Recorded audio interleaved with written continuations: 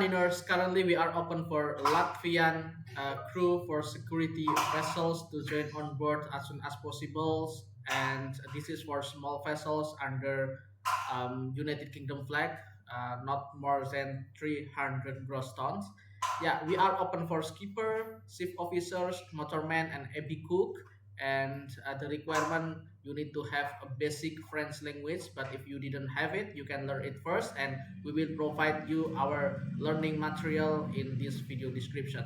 Yeah, we will give you the detail of the salary for all these vacancies. The skipper, you will get 7,000 euro per month, and for ship officer you will get 5,000 euro per month. For motorman, you will get 4,300 euro per month, and for AB cook you will get 4,050 euro per month.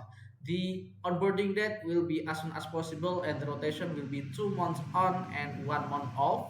And this is open for Latvian seafarers. And please, you can send your application if you have all your documents on your hand and you have of, experiences as a skipper, ship officer, motorman, and AB cook.